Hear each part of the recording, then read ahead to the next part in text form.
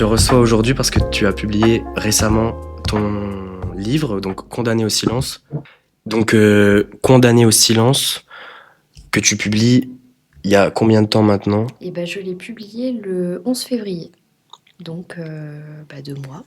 Ça passe vite, Ça passe vite. très vite. C'est donc ton premier roman. Oui. Je cite simplement ce qui est écrit au dos du livre. Ton premier roman, Condamné au silence, vise à briser l'omerta autour des violences conjugales. Ça, c'était ton objectif principal? Oui. Ouais. C'était vraiment mon objectif de briser tout l'omerta et le silence qu'il y a autour des violences conjugales. Donc c'était mon objectif premier, oui. On va en parler. On va parler aussi de ton écriture. Oui. On va parler de tes influences et de tout ce qui a nourri ce livre. Des films peut-être, des livres, bon, on verra ça. Ça y en a. Ouais. Oui. On en reparlera alors. On parlera aussi de ton engagement. Oui.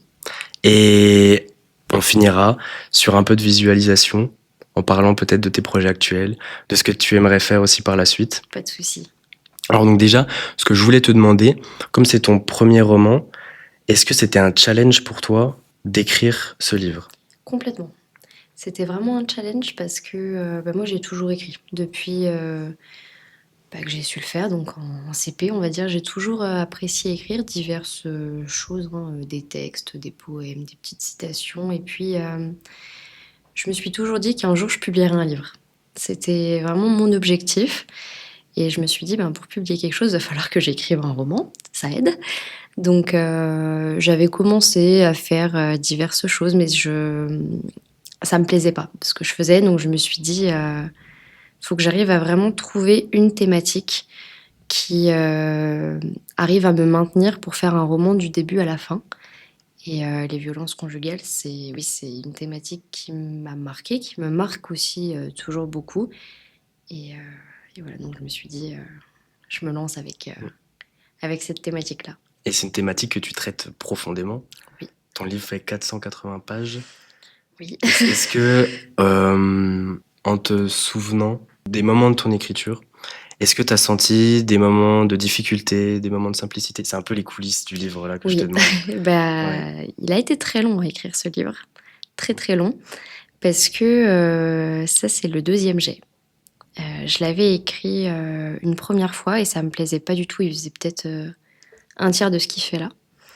Et je me suis dit, je peux pas présenter un livre comme ça, c'était pas détaillé et tout. Et je me suis dit, il faut que je le réécrive complètement. Donc j'ai triplé le volume. Et oui, c'est assez délicat parce que le début, je trouve que c'est toujours très compliqué de commencer à écrire un roman parce qu'on se dit par quoi on commence. Parce qu'il faut que dès les premières pages, on arrive à intriguer le lecteur pour qu'il ait envie de continuer. Et puis, au début, on a aussi toutes les idées qui se mélangent. Il faut savoir comment les structurer. Donc, voilà. Je trouve pour moi, une fois que la structure est faite, j'ai un peu plus de facilité à écrire. J'ai encore jamais trop expérimenté le syndrome de la page blanche. Je touche du bois, que ça n'arrive jamais. Oui, c'est vrai. Mais non, après, c'est sûr qu'il y a des moments qui sont plus difficiles à écrire parce que des fois, on est obligé de vraiment poser un contexte et c'est pas ce qu'il y a de plus intéressant, je trouve, à écrire. Et puis, il y a des scènes aussi qui sont difficiles dans le sens psychologique à écrire parce que, voilà, sans forcément rentrer dans les détails de l'histoire, il y a des scènes de grande violence. Et alors, autant à écrire, c'est pas simple, à relire, ça l'est encore moins. Ouais. Donc, oui. Ouais, c'est vrai. Et d'ailleurs, tu mets un avertissement au début du livre. Oui. J'ai hésité à le faire, cet avertissement-là, parce qu'on le retrouve surtout dans les dark romances. Oui, c'est Donc, vrai. j'avais peur que mon livre, avec cet avertissement, tombe dans le mauvais genre, qu'il soit considéré comme une dark romance, alors que c'est pas le cas. Mais je me suis dit, j'ai conscience de la violence qui est contenue dedans, et je veux pas que des personnes, déjà qu'un public inapproprié tombe dessus. Des enfants, voilà, j'ai pas envie que les parents l'achètent. Oh bah tiens, ça peut être sympa. Voilà, non. Et puis c'est surtout que j'ai déjà eu pas mal de retours de personnes, de femmes surtout, victimes de violences conjugales, qui voulaient me l'acheter. Et je leur dis, lisez l'avertissement de contenu avant. Et elles m'ont dit, ah oui, effectivement, je suis peut-être pas prête. Donc c'est pour ça aussi, pour pas que des personnes se plongent là-dedans et que ça leur fasse encore plus de mal qu'autre chose. Ouais. Donc pour moi, c'était important de le mettre quand même. Donc c'est en fait, c'est une réflexion autour du public que tu cibles. Oui, Tu t'es dit dès le départ de je fais un livre, mais j'accepte qu'il soit pas, peut-être pas pour tout le monde. oui. Moi, c'était vraiment Ouais. mon but. Alors, ça peut paraître un peu étrange, mais c'est vrai que c'est ces scènes-là qui m'inspirent le plus à écrire. Mm. C'est les plus difficiles, Ouais. mais c'est celles qui m'inspirent le plus et dans lesquelles je prends le plus d'engagement. Et je ne voulais pas me censurer sur ce que j'écrivais parce que quand j'étais plus jeune, j'écrivais et je postais sur Wattpad. Et il y avait déjà pas mal de violence dans ce que je mettais. Et j'avais pourtant placé mon livre en contenu adulte, mais j'avais été censurée quand même. Et c'est une chose que j'ai très sur mal Wattpad. vécue. Ah Ouais, oui. c'est une chose que j'ai très très mal vécue parce Ok. que je me dis en fait, où est la liberté d'expression là-dedans? Du moment Ah où on oui, prévient, d'accord. Mm. parce que c'était prévenu dès le Ouais. début, je dis, j'ai eu beaucoup de mal avec ça. Donc oui, Mm. c'était un choix pour Mm. moi de vraiment le destiner à un certain public parce que c'est ce qui m'inspire. Donc oui. Ah oui. Mais c'est vrai, pour cette histoire de où tu t'es fait, oui, censurer, ou en tout cas ton texte a été Oui, il a été effacé, en banni, ouais, fait. c'est ça, Ouais, il a c'est été ça. banni, ouais. Ouais, ouais. Alors que pourtant, raconter la violence, c'est quelque chose de tout à fait utile, en Oui, fait. bah Parce que oui, ça permet de la décrypter, de la comprendre, tout à et fait. Et puis puis après de la combattre, puis de peut-être aussi. l'identifier aussi Hmm. parce qu'on s'en rend pas forcément compte non plus dans la vie de tous les jours. Des fois, on va banaliser des choses qui vont être de la violence. Donc oui, je trouve que c'est important de l'écrire. Ouais. Tu disais tout à l'heure que toi, tu t'es toujours vu écrire un livre. Oui. Alors ça, c'est quelque chose que tu t'es dit assez tôt, en fait? Moi, je crois, oui, Ouais. quand je suis entrée en CP. Je crois, oui, D'accord. vers 6 ans, je me suis toujours Mhm. dit, plus tard, j'écrirai un livre. Bah, c'est fou ça, parce Ouais, que en CP, les livres, ça peut faire peur. oui. Et pas toi, ça te faisait pas Non, pas peur? du tout. Moi, j'ai Hmm. toujours été bercée par les livres. Ok. On m'a toujours lu des histoires. Après, j'ai toujours lu quand Hmm. j'étais capable de le faire. Et moi, j'adorais les livres. Je pouvais passer mes journées à lire. Et je me suis dit, ben, un jour, j'aimerais bien être de l'autre côté. Hmm. Donc, Et donc, justement, de l'autre côté, l'écriture, oui. ça a commencé quand? L'écriture, ça a commencé un petit peu plus tard. J'ai commencé avant de rentrer au collège. Pendant Ouais. les vacances d'été, avant de rentrer au collège, donc à 11 ans, je crois, Hmm. à peu près. J'avais commencé par écrire des petits textes. Et j'ai écrit aussi beaucoup de fanfiction à l'époque. Ça, c'était mon grand truc quand j'étais sur D'accord, ok. Wattpad, Eh oui, mais d'écrire des sur Wattpad fanfictions. aussi, Donc, ouais, ouais, il y avait oui. un attrait pour ça. Oui. Ouais, Ouais, je me ouais. souviens. Puis ça me plaisait beaucoup à l'époque. J'aimais beaucoup écrire ça. Puis je trouve que ça permettait vraiment de développer son inspiration. Donc bon, je savais très bien que j'en ferais pas des romans, mais Hmm. si, oui, j'ai vraiment commencé par ça. Et l'écriture d'un roman, par contre, en tant que tel, ça a commencé beaucoup plus tard. Ça a commencé, je devais être en quatrième, troisième par là. D'accord. Donc oui, j'ai mis plus de temps parce que j'avais déjà l'idée à l'époque, enfin, qui me traversait tout le temps, hein, de vouloir publier mon roman. Je me dis, si je ne fais qu'écrire des fanfictions, j'aurai jamais l'occasion d'être publiée. Donc je me suis dit, il faut que j'essaye de me plonger dans des romans. T'es passé par une phase d'exploration un peu Oui, oui, oui, beaucoup. de ton style, de ce que tu aimes aussi écrire, tout ça? Mm. Ouais. C'est pas facile de trouver Et oui, et oui. son Hmm. style. Je sais toujours pas si je l'ai trouvé à l'heure actuelle Ouais. d'ailleurs. Ouais, c'est tout un chemin, je pense. Mais oui, mais oui. Alors moi, je te propose juste une petite réflexion autour de ton livre Oui, que je perçois, tu vas me dire si tu es d'accord évidemment, que je perçois un peu comme un signe de maturité au niveau de ce que tu peux créer mm, et en fait aussi une conscience d'avoir une voix qui t'est propre et conscience que tu peux l'utiliser pour défendre, bah, en l'occurrence, les violences conjugales. oui. Alors, est-ce que tu avais déjà conscience de ça avant ce roman, ou c'est vraiment ce roman qui pose une première pierre, si je peux dire, dans cette évolution-là? C'est vraiment ce roman qui pose une première prière pour le coup. Et je suis d'accord avec ce que tu dis. Ok, Donc super. là-dessus, ça va. Mais non, non, c'est vraiment ce roman-là qui m'a fait comprendre ça et qui m'a aussi permis de me rendre compte de l'utilité de l'écriture pour faire passer un message. Parce que le faire passer à l'oral, c'est très bien. Mais souvent, on n'est pas écouté jusqu'au bout et on peut pas dire tout ce qu'on veut. Alors qu'à l'écrit, on a la chance de pouvoir quasiment tout dire, Oui, je trouve. oui, oui. Toi, un peu sur un plan un peu personnel, l'écriture de ce livre-là, comment est-ce que ça t'a changé?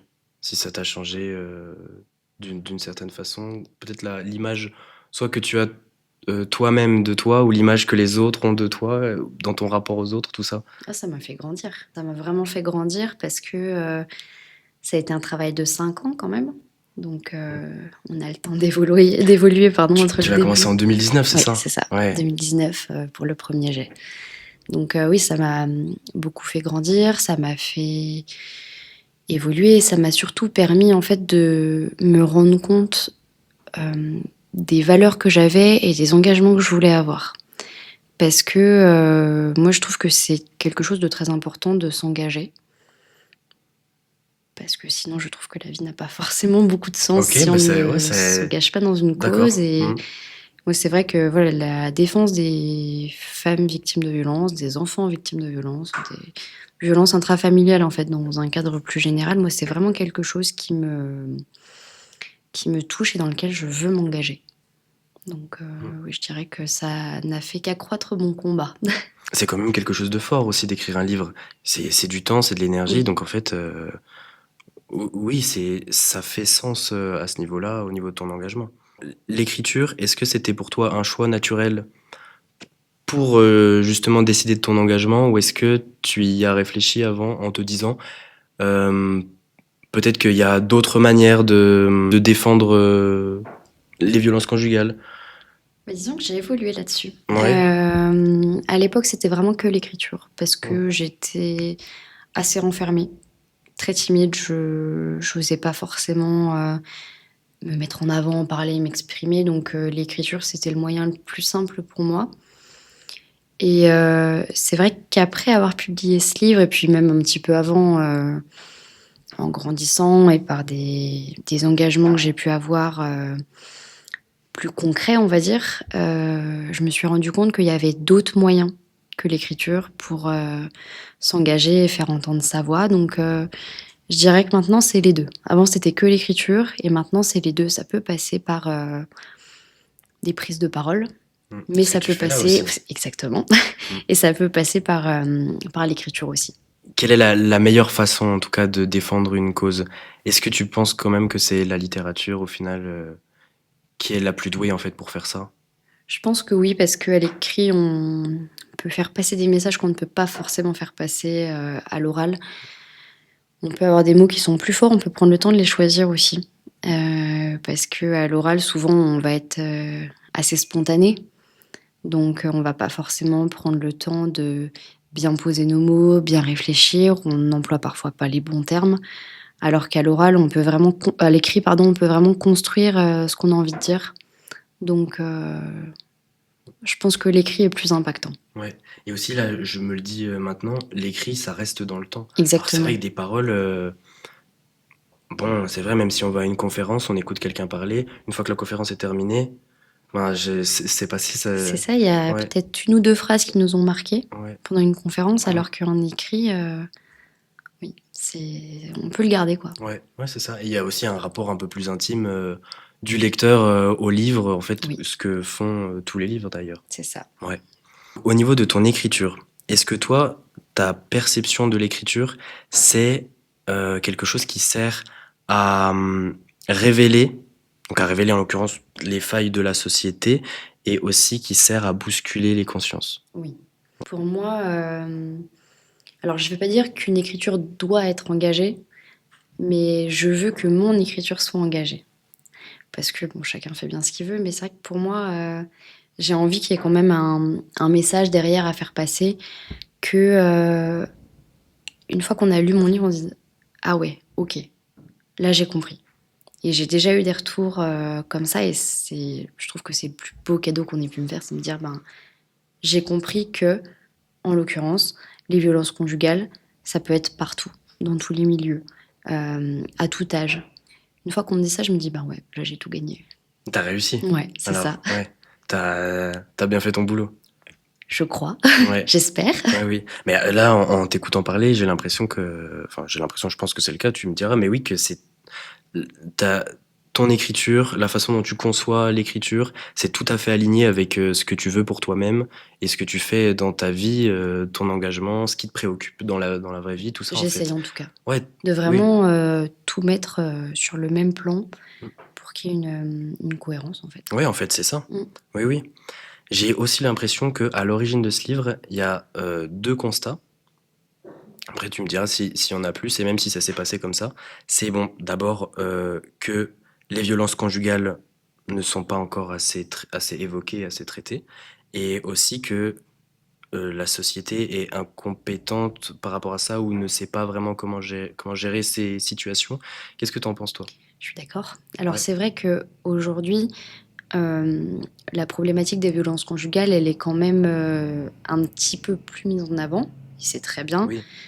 Mais à mon sens, c'est pas suffisant parce qu'il suffit de regarder les chiffres des féminicides et c'est en constante hausse. Je regardais ce matin 45 femmes depuis le début de l'année, en 4 mois, 3 mois et demi même.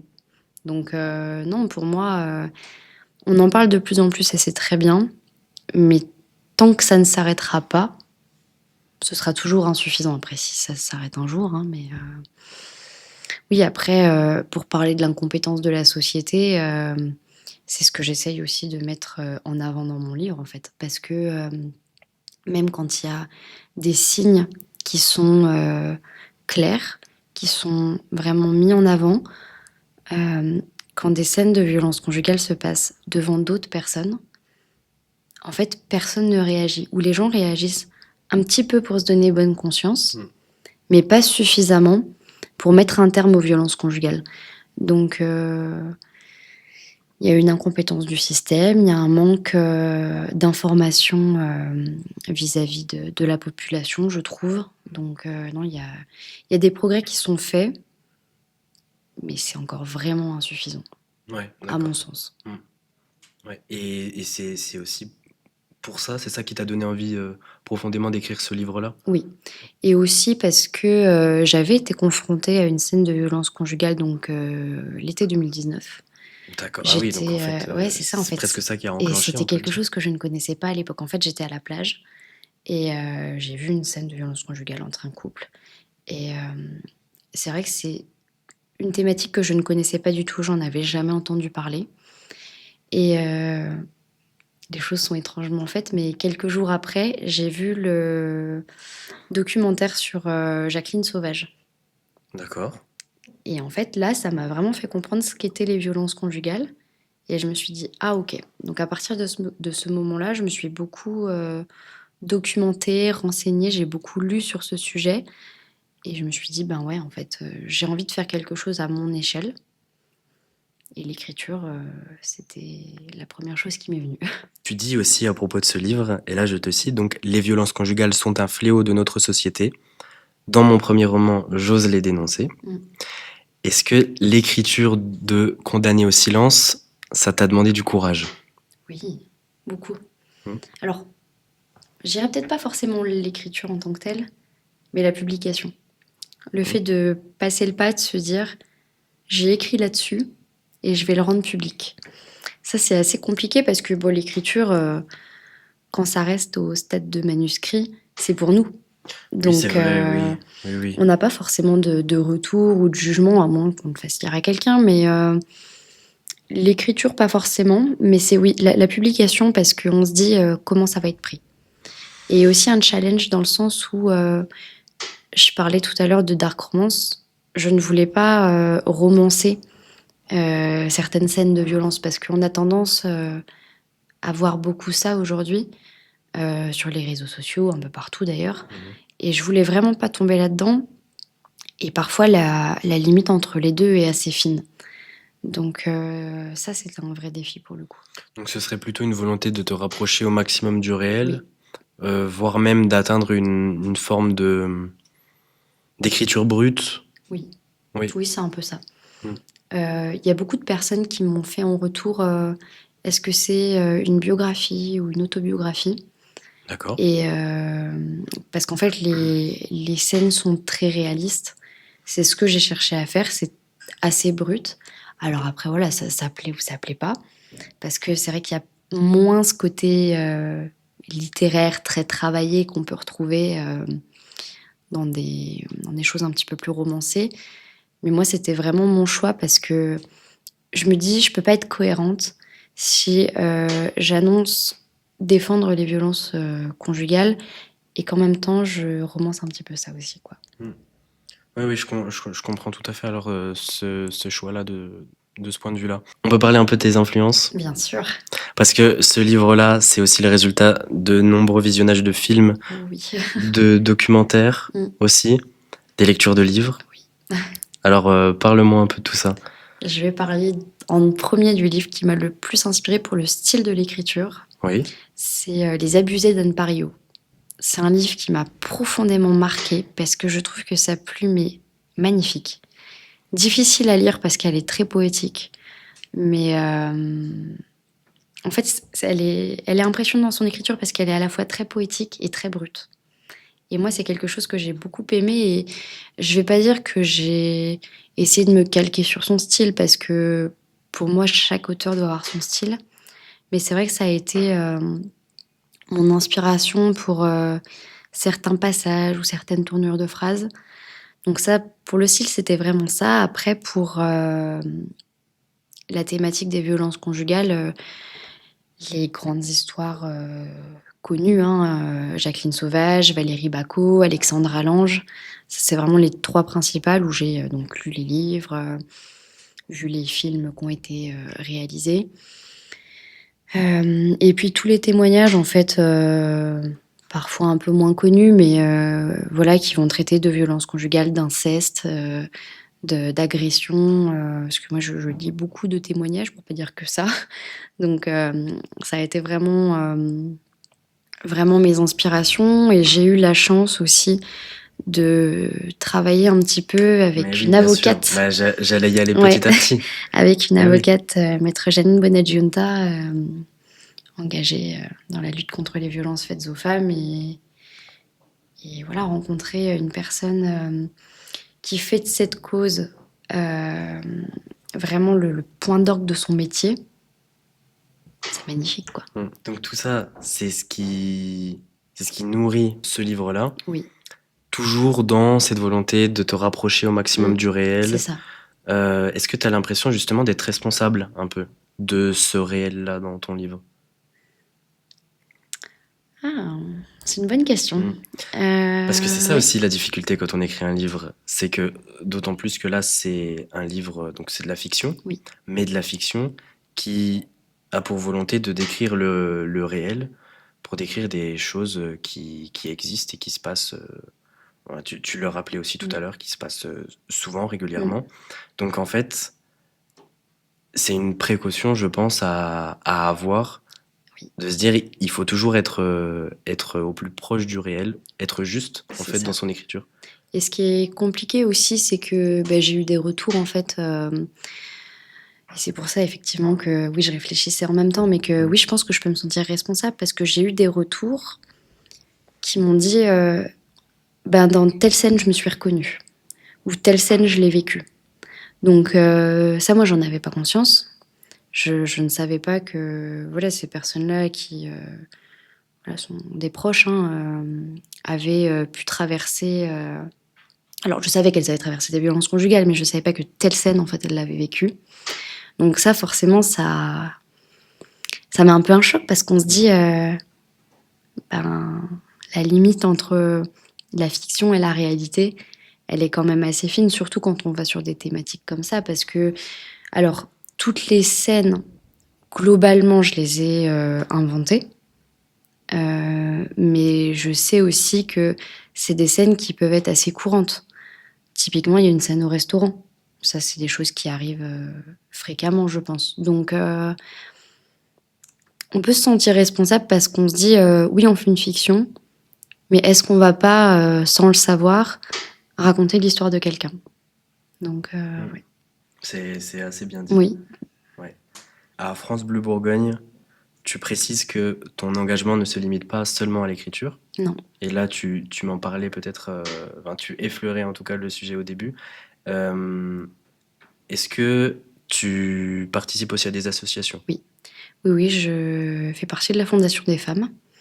Et j'ai réalisé plusieurs collectes pour les femmes en situation de grande précarité. Là, c'est vrai que dernièrement, j'ai pas forcément refait d'action, mais c'est dans mes projets de vraiment me mettre bénévole dans une association plus locale, la Solidarité Femmes 21 par exemple, parce que une association nationale, c'est très bien, mais je trouve que c'est difficile de pouvoir réellement s'engager, alors que quelque chose de plus local, c'est plus simple. Donc, oui, je trouve que c'est important de s'engager. Et puis, on m'a plusieurs fois confié certaines choses. Donc après, j'essaie d'aiguiller les personnes pour les aider à sortir de leur situation, ce genre de choses. Donc, moi, je trouve que c'est un engagement de tous les jours, dans le sens où on doit être en constante vigilance. Par exemple, quand on va dans la rue, on se dit pourquoi telle ou telle personne, elle ne serait pas victime. Alors, on ne le sait pas, parce que c'est pas écrit sur leur visage, mais...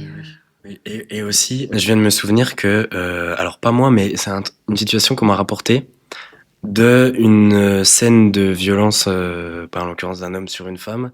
Et en fait, on m'avait dit, mais j'ai vu ça et j'ai pas su quoi faire. Oui. Tu vois? Et en l'occurrence, c'était une femme qui me racontait ça. Et j'ai pas su quoi faire. Et les associations, elles peuvent aussi peut-être montrer les signes, Oui, les premiers signes qu'on peut voir c'est ça. pour ce que tu disais au début, pour identifier. Oui, pour identifier. Et puis, les associations aussi peuvent apprendre à réagir. Parce Oui. que même moi, aujourd'hui, alors, ça m'est pas arrivé depuis un moment d'être confrontée à une scène de violence conjugale, mais est-ce qu'aujourd'hui, je saurais réagir? Je sais pas. Parce que, en fait, oui, on a envie d'aller aider, en l'occurrence, une femme qui est victime de violence, mais qui nous dit que le mari va pas nous en retourner une derrière, quoi. Donc, c'est compliqué parce que faut aussi faut faire attention à la victime, faut faire attention à soi aussi, pas se mettre en danger.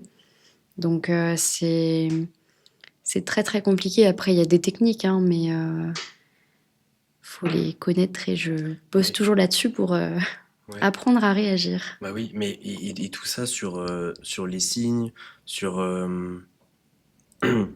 sur les gens qui sont témoins plus ou moins directement de ce genre de choses. En fait, c'est ce que tu montres aussi dans ton livre, mais tu montres aussi le silence. Oui. Et ça, on peut en parler aussi comme c'est dans le titre. Oui. Le silence d'abord de celle qui est victime, en fait. C'est ça. C'est ça, en fait, le premier silence, c'est celui de la victime, parce qu'elle ne parle pas, elle ne dit pas ce qu'elle vit. Au tout début, elle n'en a pas conscience que c'est de la violence conjugale. Après, petit à petit, par différents événements, elle va comprendre qu'elle est victime de violence conjugale, mais elle va minimiser les faits. Donc, condamné et pour la victime. Et le S que j'ai mis entre parenthèses pour donner un panel plus large des personnes condamnées au silence. Typiquement, une de ses amies qui va se retrouver à être condamnée au silence. Et puis plein de personnes, en fait, dans le livre, tous les témoins, en fait, globalement. Parce que, je vais pas spoiler la fin, mais... Ouais, non, ça serait dommage. non, mais c'est pour ça que je réfléchis à comment je veux dire. Disons que... c'est compliqué de pas amener la fin. Je sais pas Donc, il faut acheter le livre, c'est ça qu'on doit comprendre. Ça, tout à fait. D'accord, ok. Et pour savoir pourquoi le S, il faut acheter le livre. Très bien. Et c'est là où tu fais aussi bien ton travail de commercial. J'essaye. C'est pas facile, mais c'est ce qu'on se disait tout à l'heure quand t'es arrivé. Ce rôle-là que toi tu incarnes aussi, de venir défendre ton livre et de en fait d'avoir la volonté qu'il soit lu par le maximum de de mondes possibles. Ça, c'est quelque chose pour toi, c'est quelque chose d'essentiel Oui, oui, dans les étapes en fait de ton livre, c'est-à-dire qu'il y a l'écriture, il y a la publication, mais derrière il y a aussi tout un travail que toi tu fais, que tu vas faire. oui. Que j'avais un peu sous-estimé, on va dire, Ouais. au départ, parce que je ne pensais pas que ça allait prendre autant de temps. Et encore, je fais pas mal de choses, mais si je voulais que ça marche encore plus, il faudrait que j'en fasse encore plus. Mais ça prend beaucoup de temps, mais je le fais avec plaisir parce que ça permet de faire vivre son œuvre aussi. C'est ça. Donc, Oui, oui. ça reste Oui. agréable. T'es allé aussi à Dijon au Cellier de Clairvaux. Oui, oui, oui, c'était mon premier salon. Oui, c'est ça. J'avais la chance d'avoir un stand. C'était une très belle expérience. C'était le 8 mars. C'était le 8 mars. Il me semble, ouais. Oui, oui. La date était bien choisie. Bah oui, tout à fait. Et donc là, c'était tes premières rencontres avec des lecteurs que tu connais pas, qui venaient justement là dans le salon et qui te connaissaient même pas avant. Comment ça s'est passé Alors, cette expérience? j'ai pas encore, pendant le salon, j'avais pas rencontré de personnes qui avaient déjà lu le livre, Oui, parce qu'il était quand même sorti oui, oui. assez récemment. Mais par contre, j'ai rencontré beaucoup de femmes qui ont été victimes de violences et voilà, qui m'ont en fait confié un peu leur vécu, comment elles s'en sont sorties, et c'était extrêmement enrichissant parce qu'on se dit en fait c'est partout quoi. Donc c'était une très très belle rencontre. Et c'est ça aussi qui fait que le métier d'écrivain n'est pas si solitaire que ça. Non. Parce que la grosse partie du travail, elle est solitaire, mais aussi c'est vrai que cette partie-là, un peu plus voilà, de commercial, Oui. de vente, d'aller rencontrer les gens pour leur proposer ce que tu fais, c'est aussi ça qui te rattache aussi, je pense, au lecteur et oui, bah, à des rencontres comme tu as pu en faire. C'est Alors. ça. Moi, c'est une partie que j'adore parce que je trouve que c'est tellement enrichissant d'avoir soit les retours des personnes qui nous ont lus, soit en fait le témoignage de personnes qui ont vécu une situation de violence. Donc pour moi, c'est vraiment oui, une chance, vraiment. De ce que tu m'as dit, c'est voilà ce que tu as vécu, ce que tu as vu, qui a déclenché l'écriture du livre, et donc ta volonté aussi de t'engager. Oui. Et c'est ça qui t'a inspiré pour ce livre et qui t'inspire encore aujourd'hui dans les. Je sais pas si tu te projettes dans d'autres créations. J'ai une création en cours. Voilà. Donc, est-ce que ton engagement t'inspire encore? Bien sûr. Bien sûr que mon engagement m'inspire encore parce que je pense qu'un engagement, quand on décide de rentrer dedans, à mon sens, il nous quitte pas. Il nous suit tout au long de notre vie. Et puis voilà, après, outre cette scène de violence conjugale à laquelle j'ai été confrontée, j'ai vécu d'autres choses dans ma vie qui font que voilà, les violences intrafamiliales, c'est une cause qui me tient à cœur, donc qui m'inspire forcément pour mes œuvres. Donc oui, bien sûr, c'est surtout oui, le vécu. Après, c'est ce que je dis aussi quand on me fait un retour sur mon livre, je disais tout à l'heure, quand on me dit « T'es sûr que c'est vraiment de la fiction ?» Oui, mais on s'inspire jamais de rien. Parce que, voilà,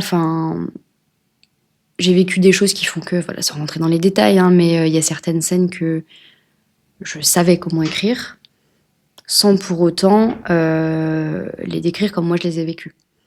Donc oui, pour moi, c'est vraiment et l'engagement et le vécu qui vont ensemble, qui pour moi font l'inspiration, mon inspiration en tout cas. Si tu peux te projeter, on va dire, dans 10 ans. Dans 10 ans, ouais. Dans 10 ans, comment est-ce que tu vois ton évolution? Ça peut être l'évolution de ton engagement, l'évolution de tes productions. Et oui, quelle étape est-ce que tu aimerais franchir? Est-ce que tu as des objectifs précis aussi? Oui. Ouais. Oui. Là, mon prochain objectif, hormis le fait de faire vivre mon livre, c'est d'en écrire un prochain qui, cette fois-ci, me tient extrêmement à cœur, encore plus que celui-ci, parce que j'ai choisi d'écrire mon autobiographie. D'accord. Ça, c'est un projet que j'ai depuis un moment aussi, moins longtemps que ce livre-là. Mais ça, c'est vraiment un projet que je viens de commencer d'ailleurs. Donc ça, c'est ma prochaine étape, on va dire. Et ensuite, vraiment poursuivre mon engagement, cette fois-ci en allant plus loin, en faisant si j'en ai l'occasion et si j'ai la chance de pouvoir faire ça, des émissions télé, plus d'interviews radio, m'engager, faire de la prévention dans les écoles. Moi, c'est vraiment des choses que j'ai envie de faire et que j'espère dans 10 ans je ferai. Donc ça, c'est vraiment mes objectifs. Et puis bien sûr, continuer d'écrire. Après, c'est vrai que là, j'avais 2 projets. Je ne savais pas trop sur lequel j'allais me pencher en premier. Donc j'avais mon autobiographie et j'avais une fiction, mais qui n'avait vraiment rien à voir avec ça. Au début, j'étais partie sur la fiction.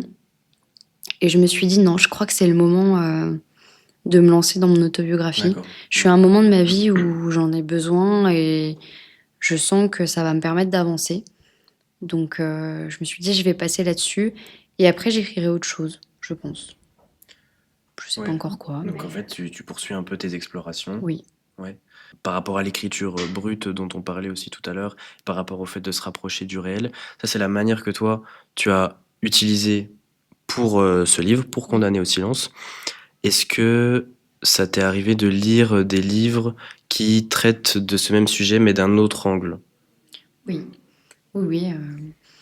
On a fini par me convaincre de lire une dark romance. D'accord. Euh, Alors très difficile alors, oui, au début oui. de... Ouais. Donc, j'ai lu une dark romance pour essayer d'avoir une autre vision de la thématique, de la manière dont ça peut être écrit. J'ai pas trop accroché. Parce que moi, je n'aime pas en fait ce fait de romancer la violence. Parce que je trouve que ça donne une vision de l'amour aux jeunes filles à l'heure actuelle qui est complètement erronée. Et moi, quand j'entends mes élèves qui disent « Ouais, j'ai lu une dark romance, c'était trop bien », ça veut dire quoi? Ça veut dire qu'elles s'imaginent dans la même vie? C'est un vrai problème, moi aussi je suis... Oui, moi j'ai beaucoup de mal avec ça. Après, je peux comprendre que ça plaise. Mais moi, j'ai beaucoup de mal avec ça. Donc, soit je vais lire vraiment témoignages, autobiographie, c'est ce que j'aime. Soit je vais lire d'autres choses comme voilà, du polar, du thriller, parce que j'aime bien ça. Mais c'est vrai que ouais, tout ce qui va être romance, dark romance, j'ai plus de mal. Je te remercie, Salomé. Merci à toi, c'était un honneur. Est-ce que tu souhaites dire d'autres choses? Peut-être si tu veux nous faire une lecture d'un passage de ton livre, si tu te souviens d'un moment précis que tu veux lire. Bah, carrément. Ouais. En fait, ce que je te demande, c'est quand même de choisir un paragraphe parmi tout le livre. Donc, c'est super dur. C'est vrai. Du coup, j'ai choisi mon extrait. Il se situe au chapitre 14, donc à la fin, pas à la fin du livre, mais pas long, on s'en approche. Et j'ai choisi cet extrait-là parce que, après toutes les violences qu'elle a subies, elle finit par se rebeller et je trouve que c'est une belle revanche qu'elle prend. Dans un dernier espoir, je saisis la latte du lit qui, par chance, se trouve juste à côté de moi. Je tends ma main et, sans hésiter, donne un violent coup sur le crâne de Laurent. Ce dernier me lâche immédiatement, surpris par mon geste.